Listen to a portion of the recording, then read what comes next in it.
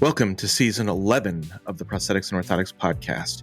This is where we chat with experts in the field, patients who use these devices, physical therapists, and the vendors who make it all happen.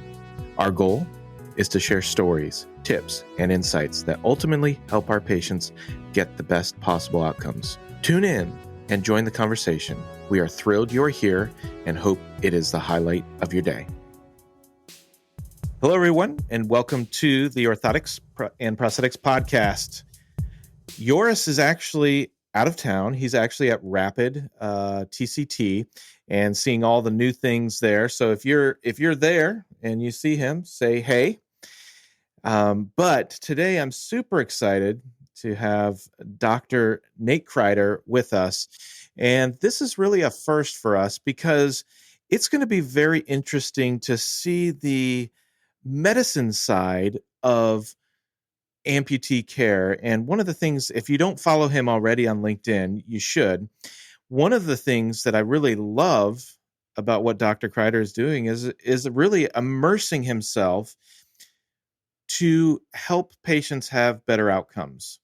And that starts from the very beginning. And I know at our company, East Point Prosthetics and Orthotics, we've used him multiple times for some prostheses. And what's great is he actually knows what we're talking about. and the positive side to that, too, is this gives a direct correlation to not only the outcomes, but some of the things that we're going to be using for the patients and the why. So I'm really excited to dive in deep with some of that with Dr. Crider. So Dr. Crider, welcome to the show. So we always start off with this question: how did you get involved with orthotics and prosthetics? Well, I'm a physiatrist, so physical medicine, rehabilitation, and I did my residency at Carolina's Rehab in Charlotte, North Carolina, which is now Atrium, which has a big prosthetics program. Doug Toman, and I'm doing a big and I really enjoyed, all of my rotations. We rotated with prosthetists during our time in the clinic, as well as obviously in the acute inpatient rehab and in the follow-up clinics there. Um, and then when I started, my career after residency, I wasn't doing that at first. I was doing more regenerative medicine, doing injections, ultrasound guided, fluoroscopy guided, joint injections, tendons, ligaments, spinal injections with platelet-rich plasma and stem cells, bone marrow concentrate, which was really cool stuff. It works really well. But that's not covered by insurance. And so I've always, had been doing side jobs at the same time too. And a friend of mine who is a prosthetist said to me, can you help me with this? Like, this is a big need that I can't get notes and orders for, these prostheses in a timely fashion that have what need to be in them from someone who knows what they're talking about. Is this something you could do for me? And obviously that presents, tons of logistical challenges. But we decided to make that work. And so I started doing that in North Carolina and Colorado about 3 years ago. And there's been a huge need for it. So I just call up prosthetists and say, hey, is this a problem that you have? Do you have a hard time teaching primary care doctors what needs to be in these notes and getting them back in time? And the answer is overwhelmingly yes. And so I've just been growing, since that time to where I'm no longer even doing regenerative medicine. I'm all in on, prosthetics and orthotics. So it's growing rapidly. Now I'm doing it in 14 states. That's amazing. I mean, 14 states is awesome. And it's such a service to not only the patients, but prosthetists for clinicians to get the patients to get the right information. But I know it's not been without its speed bump, right? Because you can't teleport yourself to physically in. And so as I know, some of the stuff that you've posted on LinkedIn has been like this aspect of telemedicine, which is so important and does help patients. Can you just tell us about that journey and even some of the background of the legislation and the paperwork side of things? That's, I guess, more on the political side, and how that affects what you're doing and the future. So, that's a nice thing about telemedicine is I don't have to transport myself, and it's actually more efficient of a clinic than I ever had trying to do a prosthetic clinic in person, where you're trying to get all of the information out of the patient who might not fully know what the plan is or what's going on, and trying to get people into the building. And these are patients with disabilities and mobility trouble. So actually getting them into your office on time, and the workflow of just space can be an issue. Trying to have the prosthetist there during the call is absolutely the best way to do it. And that's a challenge to really do every time in person, especially if you guys are driving out to the doctor's office and waiting an hour to be seen, because they're running late because they're trying to see a million people. So telemedicine has really solved all of those problems for us, by typically having the patient call in while they're in the prosthetist office anyhow. So we're always doing it alongside the prosthetist, so there's no miscommunication, so we can really nail down the plan and answer any questions. Um, and we don't have all those mobility issues. I even work with like mobile prosthetists who are in a van out to the patient's home, and they bring me to the patient. And so there again, you can't get a patient into the doctor. Great, bring the doctor to the patient. So it's been, and just the efficiencies of the workflows. I'm able to do these visits so efficiently because of the level of communication that I have with the prosthetists, before the visit and during the visit, that I would have never had trying to do that in person. So yeah, telemedicine, became a thing during COVID. So before that, Zoom wasn't so much of a thing. There weren't really video calls. There was, just internet bandwidth for whatever reason. Um, and then during Zoom, they said, "Hey, we're gonna cover in-person telemedicine video call the same rates that we do as an in-person face-to-face call, and we're going to count it as a face-to-face visit." And the fact that it counts as a face-to-face visit is what makes it compliant for prosthetics, that we can prescribe DME over telemedicine. So that's what's been, potentially at risk. When they made that rule in 2020, they put a 4-year sunset on it, so it's set to expire December 31st of 2024, this last New Year's Eve. And they just kind of waited on ever extending it or making it permanent for, it's just hard to get stuff done in Congress. And for whatever reason, it's just kind of gotten lumped in with those continuing resolutions to fund the government. So um, it's was extended for 3 months alongside the federal funding extension, at that deadline where the government was going to shut down on New Year's Eve. They funded the government for 3 more months, made telemedicine be a thing for 3 more months. And now in March, the same thing happened again, another deadline, another government shutdown looming, another 6 month extension this time. So now we've been told continue to be compliant. That's the main thing is it has to be compliant, right? That's what the process are ultimately using this service for, is to know that they can, deliver a device and have it hold up to insurance. And so that really depends on it remaining a compliant service as a face-to-face visit. But yeah, it's been super helpful. Like you said, having someone who knows what the prosthetist is talking about, and even having the prosthetist in the room, even if you go to the doctor's office and you're talking to their, primary care PA and NP and saying, look, I need you to say these things so that it's clear that this patient is a candidate for the, microprocessor knee. But I can't just hand you something to write. You have to write it yourself, please. That's a big ask to try to teach every provider how to do that. And it's a lot for them to try to keep up with. It's a changing field.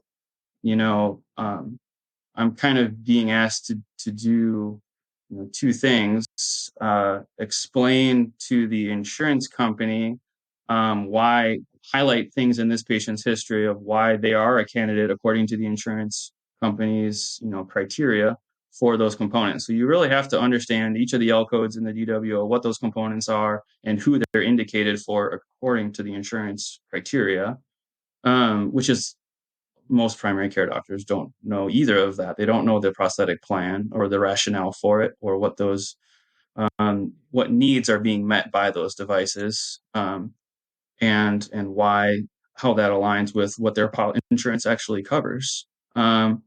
And then you're also having to explain to insurance at the same time of why a lesser device wouldn't meet their basic mobility needs, right? So you're having to understand what the lesser device is, and why that wouldn't, what their actual needs are, that makes it so that those devices wouldn't work, and what an advanced prosthesis would offer to meet those needs, that couldn't be done with the lesser. So with each one of them, you have to know the prosthetic plan that you guys are recommending, and why we're not recommending something cheaper. Um, and you're just telling the story for the insurance company. So, and that's one side of it. Obviously, that's the documentation medical necessity side, and there's the whole other side of, just talking through with the patient of like, what, is this what you need? Is this what you want? What are your goals? What are your barriers? And just trying to make sure that we're all on the same page, because we've all seen people with microprocessor ankle sitting in their closet because it's too heavy or something. I mean, there's downgraded to K2 6 months later because they didn't progress in PT like you thought they would. I mean, there's a reason that insurance has these criteria. They're not necessarily the bad guys. In some ways, it's right to start someone with a preparatory prosthesis and advance them as their needs change. They're not necessarily doing variable cadence right off the bat. And now that we can do a K2 microprocessor, like maybe that's not even a big deal. But yeah, I think it's a benefit to everybody to get them the right prosthesis at the right time, and then have the accessibility to get back in and get the right one when it is time. I think sometimes that's a barrier too, of you get them their first socket and then they're lost to follow up, and they come back in with a 20 ply fit, and I haven't been wearing it for months because it hurts too much. I haven't been able to get in with my doctor. Now it's easy. You just like, hey, it's 6 months, or you're due for new supplies. Maybe you should come in and we'll check and make sure that your socket still fits. And oh yeah, you've been walking more, you're out and about, but the uneven ground is trouble. Like, what can we do about that? Let's talk about makes it easy when we can do it at the same time, instead of making it a separate trip to somebody that doesn't even know what's going on. You can say, go see your doctor, and the doctor is like, okay, you have a prosthesis, right? It's not broken or anything. They don't necessarily know what they could be doing if they had a prosthesis that was appropriate for them. Right. And I think even like what you were saying, the supplies side of things, I think that's one of the things that is definitely overlooked in patient care. Is some of these patients ride their liners and their dirty socks, stretched out socks for so long that they don't even know what a good prosthesis, or the right prosthesis feels like. And those simple things as just replenishment of the supplies makes such a difference in their quality of life. And you haven't changed anything. You haven't changed the socket. You just changed the new liners and such. Even just someone else looking at their skin and being like, so how have you been, cleaning this? Are you putting lotion on underneath it? Like, why is your leg look like this? Just having a doctor that's familiar with the medical issues that come up alongside it, how the, gait deviations can affect their, back pain or sound side, or get them into physical therapy to work on, maybe even something else that you noticed while they were walking. Hey, it looks like, you've got Trendelenburg gait. Let's get you in to work on your hip muscles. Or, hey, you know, trying to look at the broader picture of what are the barriers to you doing everything you want to be doing. Some of it's going to be their prosthesis, socket, supplies, componentry. Some of it's going to be other musculoskeletal issues that, I've been doing this whole time. So even though I'm not doing injections anymore, I'm still very much doing musculoskeletal medicine and physical medicine. That's my specialty. Yeah. I'd like for us to take, or you to take our listeners through the actual process, right? So how do, first off, how do you engage with the prosthetist? And then let's go to the next step of like, what is the overall structure of the appointment? Like, what is the first thing that you do when you assess the patient? And then how do you link the prosthetist in on that appointment? I think just having a broad sense of like what actually happens during that engagement would be very, very beneficial for our listeners. Yeah. So ultimately, our referrals come from the prosthetists. The prosthetists are the ones that really facilitate the visit, because, like, normally they would say, go see your surgeon, go see your primary care, and make sure they write everything that we need. And now they say, we're gonna have you go see Dr. Crider, and we'll help you get that set up. And then usually I have them give me some information ahead of time. That's things that they already know as far as the prosthetic history. Because again, when I was doing a prosthetic clinic in residency, those were like 1 hour visits to get the patient into the room, elicit kind of their whole history. So, how'd you lose your leg? That could be like 10, 20 minutes right there. You know, what do you have now? You know, as far as componentry, when was it dispensed? What's wrong with it? You know, what do you need instead? Like all of this kind of stuff. You guys already know. That's why you sent them over. So I get a lot of that ahead of time, which means that we don't have to use that precious face-to-face time on that. Instead, I really just try to focus on their experience, you know, because like I said, a big part of what I'm trying to do is paint that picture to insurance of some, you know, someone comes in and says everything's fine. And I'm like, oh, then it sounds like you just need supplies. You know, sounds like everything is good. If you say you have no pain, you're doing everything you want to, you're not held back at all, then don't change anything, you know, unless, you know. So it's really, you know, first question I usually ask is like, what does it feel like when you walk? You know, like what is your subjective experience when you try to do something, and what problems are you having with your mobility? And then from there, you can talk about, okay, so the socket, you know, it doesn't fit anymore. What, and they'll, you know, yeah, it doesn't fit anymore. They'll say, oh, well, what does that mean? Like, what does that feel like? Like, are you having pain? Are you having instability? Have you fallen? Are you sinking down into it? Are you medial lateral instability? You know, are you wearing so many socks you're being lifted up out of it? You know, it could mean all kinds of things. And that is what really shows, oh yeah, even though the socket's only 3 months old, it doesn't fit anymore. And so there's no like strict rule on, you know, you have to wait 6 months to get a new socket. If the thing doesn't fit at all and they're just not wearing it or developing wounds, like they need a new one. So, um, you know, that's a big part of it. And then just kind of working head to toe on each of it. You know, what are you noticing with the foot? What's hard to do? What are your work duties? Things like that. So that's a basic physiatry note, and that's why I said it can take an hour to in an unfocused interview to get that done, and we get it done just so much more efficiently over telemedicine because of the relationship that I have with the prosthetists. Yeah. Yeah. Got it. Sorry.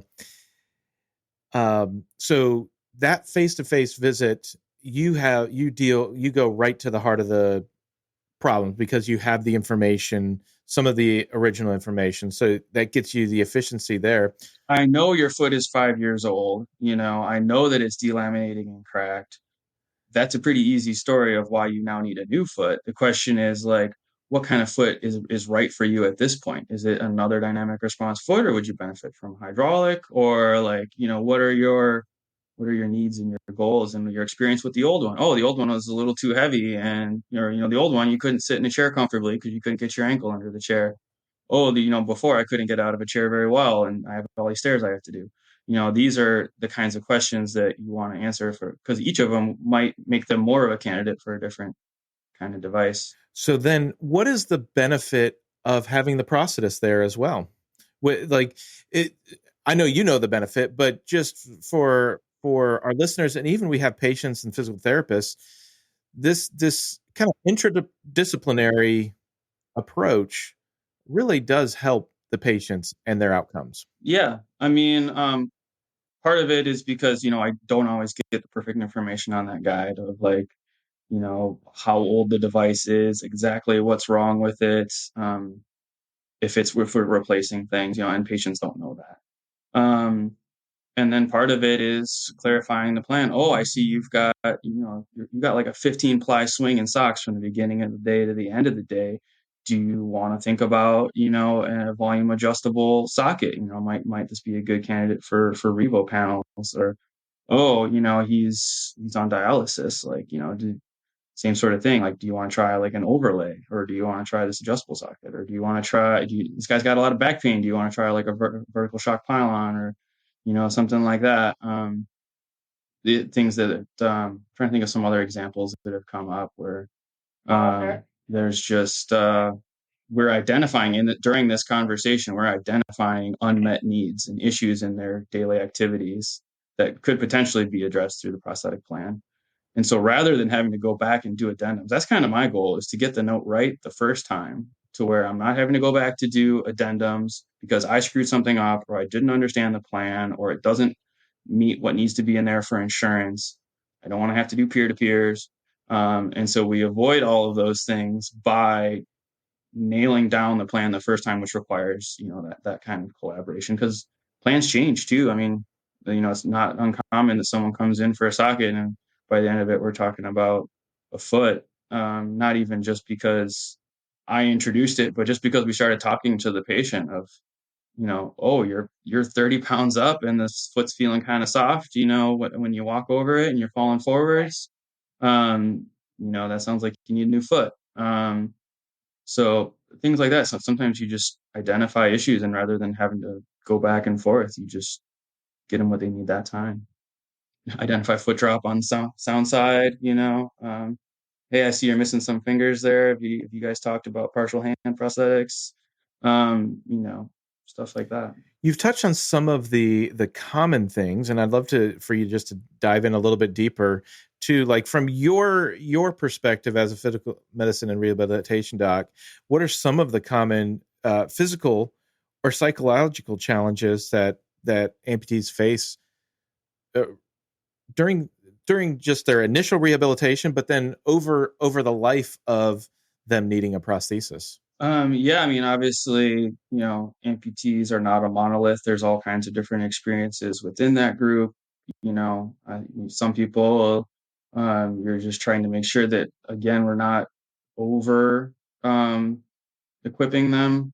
I guess sometimes that's something that I add where it's useful to have the prosthetist there is you watch them walk and they're like, this person is like K1, maybe K2. Like, let's start them there instead of this plan of like, let's just get them like the best thing right out of the bag. It's like, it's not the best thing if they don't use it. So what I'm seeing today is that this person maybe should be starting on something light and stable, and something that will give them confidence, in their ability to use it rather than abandoning it or reducing their prosthetic use because they feel like they can't safely use it. So I've definitely we've watched people and I'm kind of like making eye contact with the process, like, so you're seeing what I'm seeing, right? This is, maybe we'll be seeing him back in 6 or 12 months and have him do some therapy with a prosthesis before we jump to the plan that you had in mind.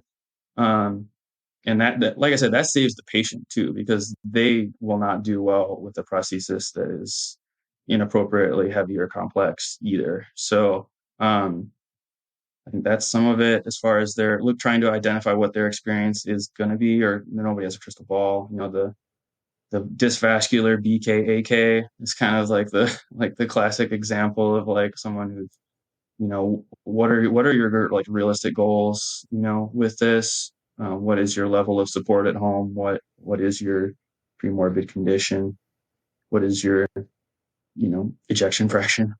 Um, so yeah, I think that's been an example where it's important to kind of understand um, what patients might be getting back to, and then the really high level people too. Trying to get them activity specific prostheses and all these states where there's so everybody can move laws, kind of talking through like there's a lot of different things that you could try to do with that. Are you looking for water, shower, swim? Are you looking for ski, snowboard, bike? Are you looking for running? What kind of running prosthesis would you want? Sometimes people are really used to one thing they've always done, and sometimes that's the best thing because they're used to it, and don't mess with something that works. Sometimes they're like, oh, you mean I could use something other than a total knee to run on? We're like, yeah, it gets a lot better than that.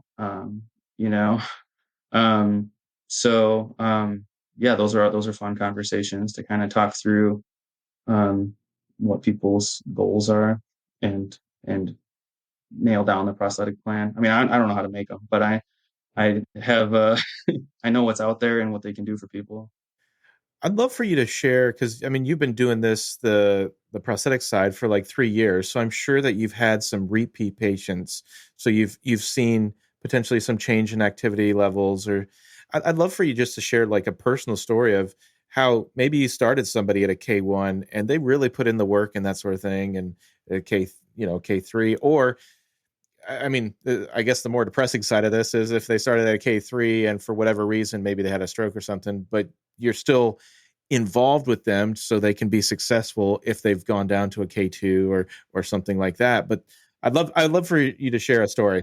And I think that's one of the things that can get lost sometimes when people go to their primary care for these things is the primary care thinks every amputee is, running on a blade, and that there's no need for a prosthesis if you're just mostly sitting in a chair and using it for transfers and positioning in your chair and standing for ADLs and stuff like that. So there's a huge need for people's independence for K1 ambulation. That is someone who is a good prosthetic candidate if they're using it for those things, with the right prosthesis. So that is, I think, sometimes people get dissuaded from using a prosthesis by doctors who don't understand how that can help with lower level of mobilities as far as just having independence and safety. Um, I've definitely identified. One person that comes to mind was coming in for their first prosthesis on one side, and it was a dysvascular kind of case. And I was like, well, let's take off your other shoe and just look at your other foot. Your other foot's good, right?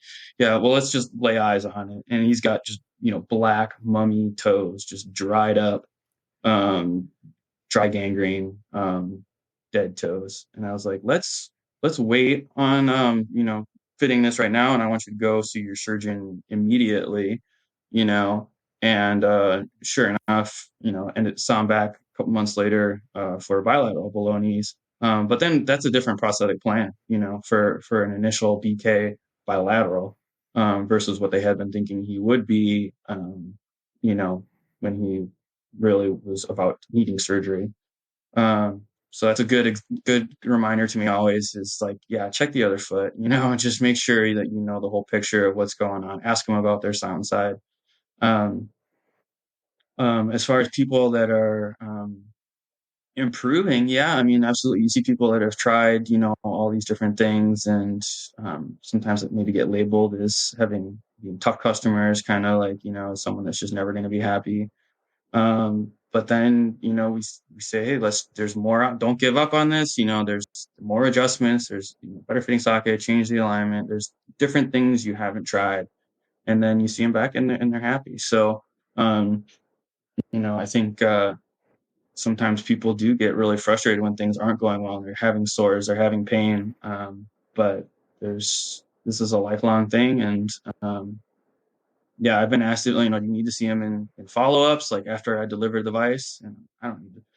I see you have a prosthesis, very good. I don't need that follow-up. I'm not adding any value to that, but I'm gonna be seeing them. But these are lifelong patients. This is my career. I'm gonna be seeing them in follow-up either in 6 months for supplies, or in a year when they, have advanced, in K levels, or they, you know, for whatever reason lost weight because they're more active, things like that. So I am seeing people in follow up, usually organically, just because they continue to need things, and this is the best way to get that care. And primary care is happy about it too. That's the other thing, is like, some of the processes when I do those cold calls of like, do you need help with this?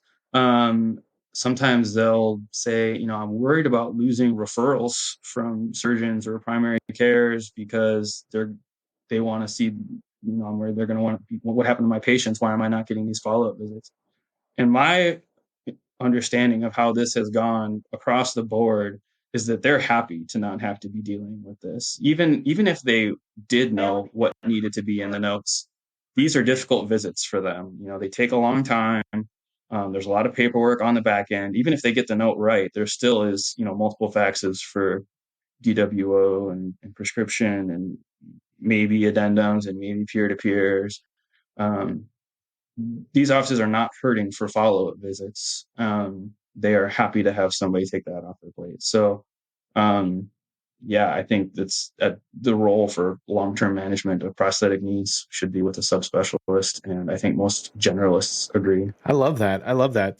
The other thing that I love is, and I'd love for you to share, like, you live, eat, and breathe this now, and I've seen you around some of the shows, and I'd love for you to take me through the first orthotic prosthetic show that you went to, and then I'd love for you to dive into some of the technology things of, even over the last 3 years, things have changed, and even the reimbursement. I mean, you've already mentioned a couple of things: the adjustable sockets, K2 microprocessor knees, and that sort of thing. But so the first thing is, I'd love for you to take, what was your initial reaction when you first went to one of these O&P shows, and then I'd love to just talk and maybe nerd out over some of the technology.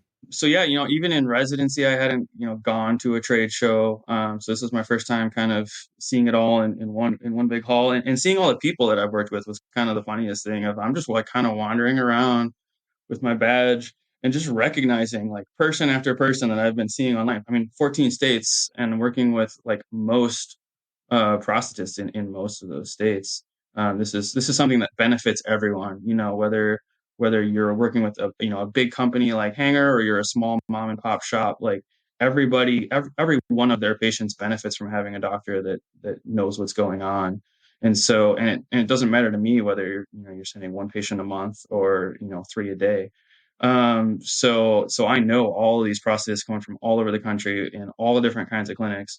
And they all kind of like, I get this like double take, and they're like looking at me through their making a frame out of their fingers, like, hey, I've only ever seen you when you're 3 by 3 inches. So that was kind of fun to see them, and see the clinicians connect with each other, like, oh, you used Dr. Crider, this has been great, like just kind of like going through all the ways in which it's affected their workflow, and seeing the excitement from them. So I think it's been a game changer in a lot of ways.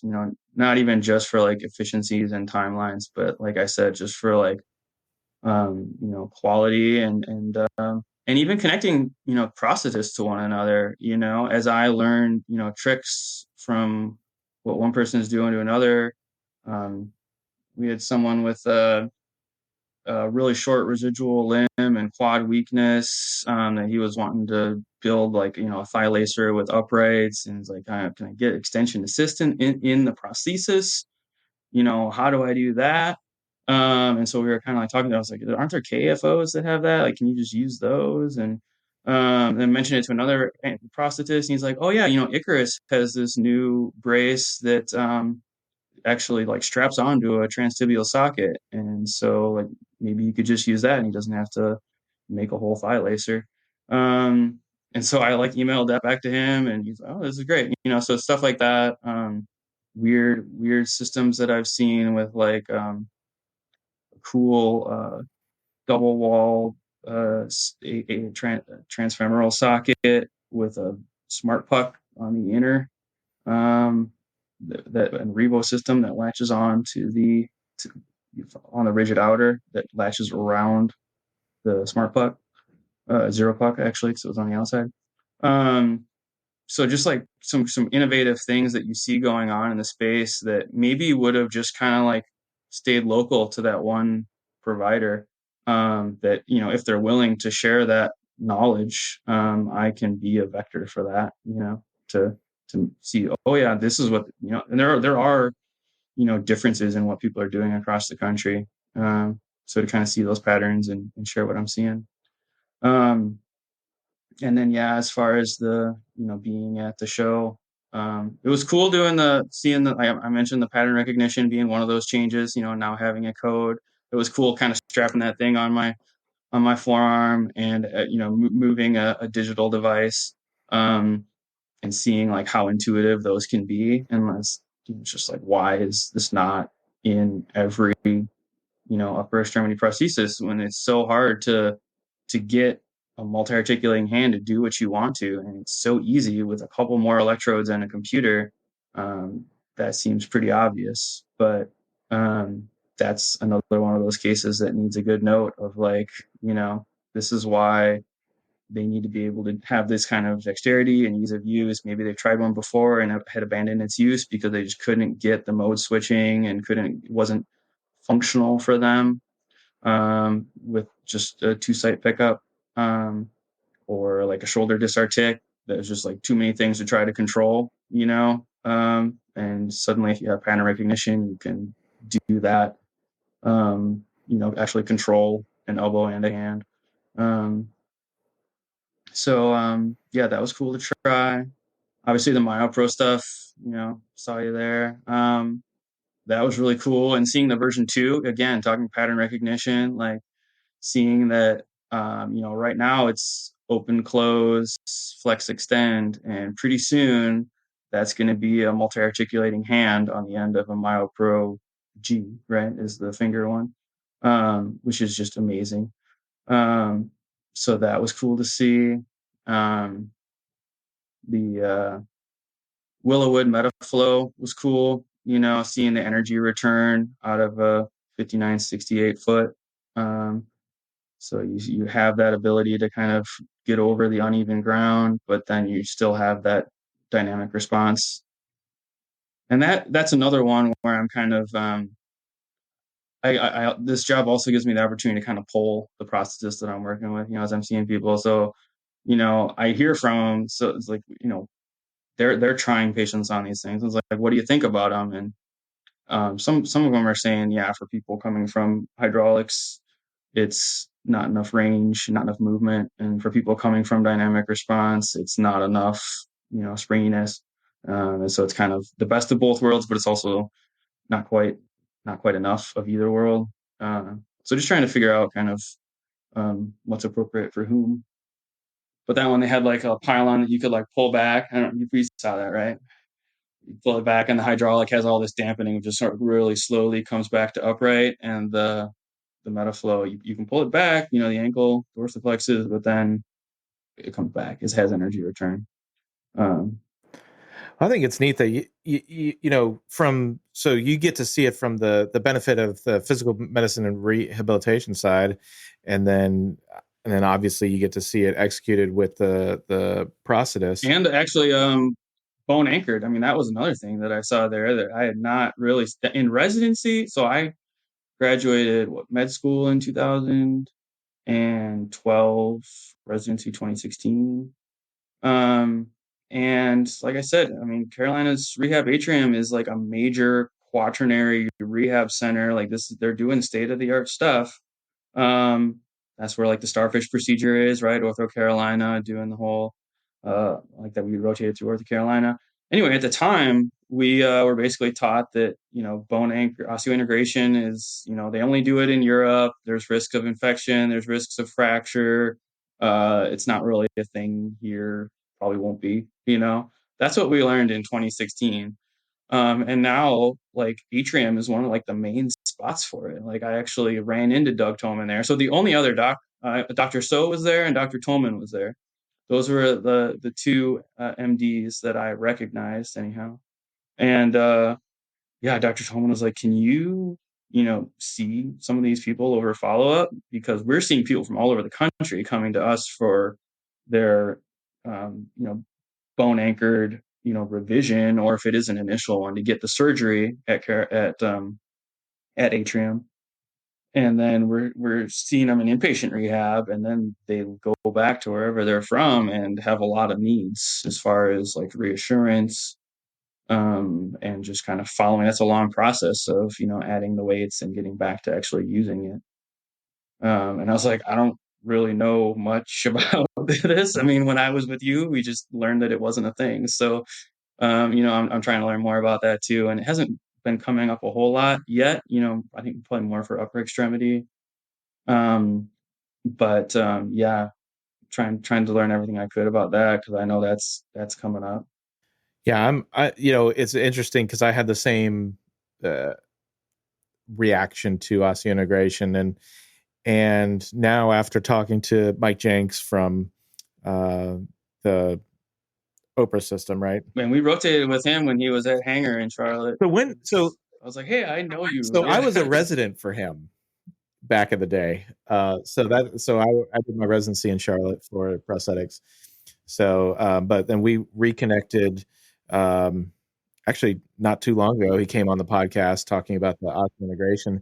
Completely changed my view on that, and we actually have a patient that's going through that procedure right now, and I'm very excited for this patient to get it because the socket stuff just wasn't working out, and the reality is it was a quality of life issue for them, and I think this is really going to change how they interact with the world. I think it's going to be amazing. So, and that technology is increasing so much, and then the whole fracture thing, and spiral fractures and all that stuff. Just the mechanisms that they have now in that has really put me at ease. Like this is a really good thing. And there's a lot of things like from the 3D printing side of things that I'm excited about that they're not even thinking about on the osseointegration side. Like, how do you contain that tissue? No, so like just tissue containment. How do you protect the site from any water creeping in or what have you? So there's a lot of things that are interesting that I think are going to come along with that as osseointegration becomes uh, more prevalent. So, especially for upper extremity. I mean, I think that's going to be one of the best uses of it. 100%. And I think upper extremity use is gonna go up. I think we see a lot of people who are 40 years old and have never used a prosthesis. They're like, I didn't want a hook. It was not useful for me. I would rather do things one-handed. And now it's like, whoa, I see what people are doing, and I want one of those. They're so fast and so dexterous, and so strong. With myoelectrics. Like suddenly, I think we're going to have a lot more people that are actually using a prosthetic. Amputees who had gone without who are now going to use upper extremity prosthetics. Yeah, I think it's and partial hand. I mean, talking about new rules. I mean, the coverage for that now. Another code. So that's opening the doors for people who have just been trying to get by without them. Yeah. And so that's then the challenge for me is insurance says, why do you need fingers now? You haven't had fingers for 30 years. What changed? And, the answer is the overuse, more weakness, more arthritis, you can't use your other hand, you're getting thumb pains, there's all kinds of reasons why fingers are useful. But when you haven't used one for that long, it's an easy denial for insurance to be like, well, obviously you didn't need one. So that's kind of partially where we're coming in. It's just trying to be a storyteller. Yeah. Yeah. Where do you see kind of this amputee rehabilitation? We talked about osseointegration, some of the upper extremity stuff, but where do you see it going in the future? So let's just say, take a look at your crystal ball and say in the next 5 years, 10 years, what are you seeing? I mean, so in a little bit of context there is, I mean, I think you hit the nail on the head, and we haven't gotten new codes for some of these things in a long time, and we're starting to see a cascade of codes that is going to be amazing for our patients. So I'd love for you just to hear a little bit about that, looking into your crystal ball as far as into the future. I think more of it's going to come also from the surgical side. I mean, there's incremental gains that are coming on the devices, but they're all pretty much iterations of similar things. Flex walk foot was a game changer, making a foot out of carbon fiber, and now there's different versions of the same foot. Versus, I think surgeons are actually starting to think about what happens 10 years after their amputation, or not just do we cut it off at the right level and give it a nice bevel and a myodesis, but like doing targeted nerve reinnervation to prevent neuromas and phantom pains, or to, like we're talking about, that starfish procedure to provide like a useful site for myoelectric pickups that you could have intuitive control of, like eye digits or things like that. The Ewing's procedure where they attach the antagonist muscles to each other is amazing. Again, to try to make the phantom limb match the imagined limb in the mind, make the phantom limb match the prosthetic limb, right? That's kind of the idea of that procedure, to give you back that sense of position in space and stretch on your tendons and reflexes, to reduce phantom pain. Ultimately, anything that will reduce phantom pain, that Saphenous device is really cool. They're going to need some codes for that to be a viable thing. But if you're not familiar with that one, turning the sensations of like initial contact through foot flat into a vibration sensation that could actually be put on like higher up on the limb where a patient has sensation still. So they have some kind of a biofeedback of foot strike, to try, that allows them to kind of use those nerves and have that sense of position in space, and supposedly relief phantom pain, which is a game changer. I mean, gabapentin and mirror therapy and desensitization is not really enough. So I think more of it's going to come probably from the surgical side and maybe from some of these devices, external stimulators and things like that.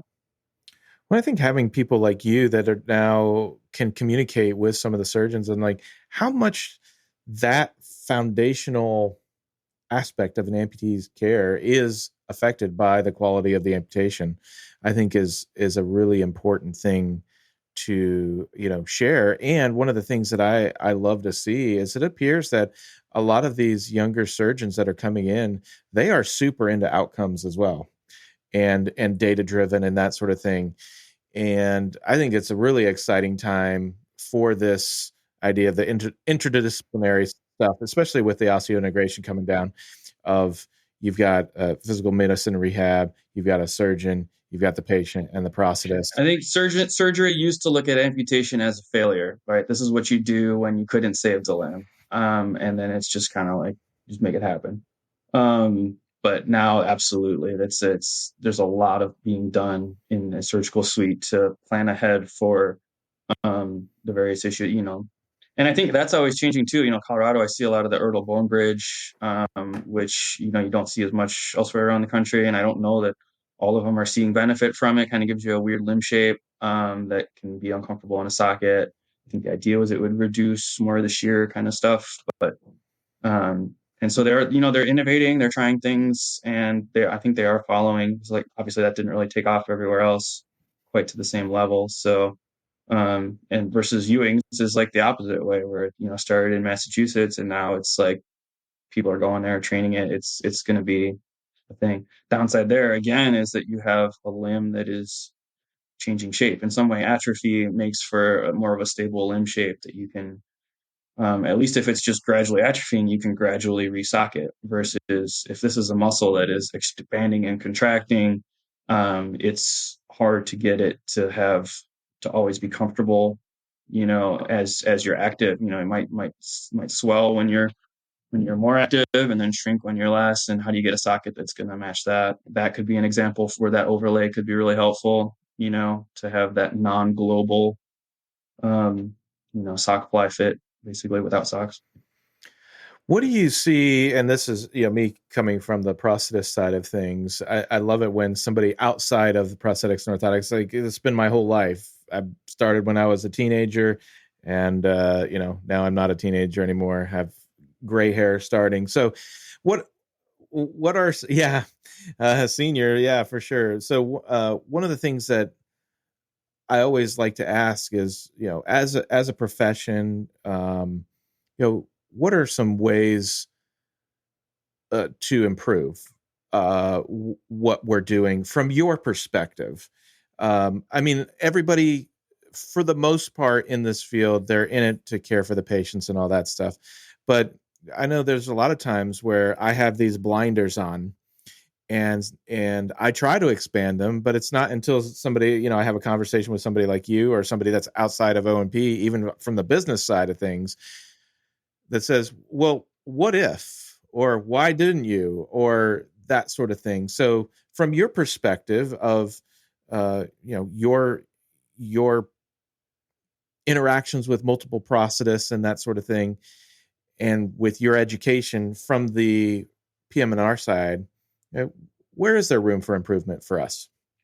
I mean, obviously what I'm seeing is that there's a lot of room for improvement on workflow, as far as, time to delivery and reducing denials. I mean, I'm a very risk averse person, so I could never own a prosthetics clinic. I would be too afraid of giving out a $50,000 leg because I thought it was going to be covered, and then having them be like, oh, actually that's not covered, and you're just out. So that I think is part of what has driven consolidation in the field, is that, um, okay, he froze there. Is that, a mom and pop shop, can't afford to be wrong on that. They can't be giving out microprocessor ankle only to have it be deemed experimental and clawed back. That puts them out of business. And they don't have a compliance department to go through every note and make sure that everything is perfect before you submit it. And they don't have the slush fund afterwards to eat the cost if they were wrong. And so I think that's part of why clinics have had to be bought out, is to give them that safety and stability, and allow them to really do what's best for the patient, without fearing that it's going to put you out of business if it gets clawed back. So um, that's part of my role, is to kind of level the playing field in a lot of ways, right? I'm leveling the playing field for those small mom and pop shops that they now kind of have a compliance department. They have someone that can tell you like whether, you know, I don't think this is going to be covered. Maybe you want to start them on something else first and see them back, or if we're going to get this vacuum covered, we got to, does this patient have volume fluctuations? Do they have issues with, sweating? Do they, you know, try to make sure we're asking the right questions, so that they can feel confident delivering a high level technology to their patients, without taking on that risk. And it also is obviously leveling the playing field with the patient and the insurance company, making the insurance company play by their own rules, because sometimes they can be a bully and deny stuff that clearly is indicated according to their own rules. And so um, that's another way that I'm kind of leveling that, and that's hard to do otherwise. I mean, you're facing an uneven playing field when you submit something that is clearly indicated according to their rules, and would be covered by regular Medicare, but Medicare Advantage plan says no, we're not doing that. And it's like, well, don't you have to? Like, isn't that the rule? Um, this is clearly indicated, and so I think that is a big hurdle that you guys are facing, is that you're essentially powerless, and again, unless you're hanger, you don't have the ability to run that up to the Supreme Court, with appeals. So you kind of just have to lose if insurance says no. And so I think that's hopefully more of the future, is to get a little bit more knowledge and power on your side of the equation, as far as what the rules are. Well, this has been great. I mean, we covered a ton of things, and I know our listeners will get a lot from this as well. Do you feel like we and I know you didn't have an idea of what we were going to go down, but have we missed anything, or did we cover quite a bit? We didn't talk about bracing at all. We could do a whole other talk about bracing. I think we should do. This would not give the amount of time for bracing. How can people catch up with you? I know you're on LinkedIn. Is what would be the best way to connect with you? Yeah, LinkedIn is fine. Like I said, I'm in 14 states. Madrina is the company that I'm with, and we're in, I think, 46 states. So, if I'm not the first doctor that's licensed, basically the doctor has to be licensed in the state the patient is located in. So, I'm not planning on getting 50 licenses, but I could definitely connect you with, our company, our director of telemedicine. We can put in the description maybe, what my 14 states are, and the contact information for our director of telemedicine, who would set you up with a doc in the state that you're located in. Awesome. Well, thanks so much for coming on the show. This was great. Absolutely. Again, thanks for having me. And thank you for listening to another episode of the Prosthetics and Orthotics Podcast. Have a great day.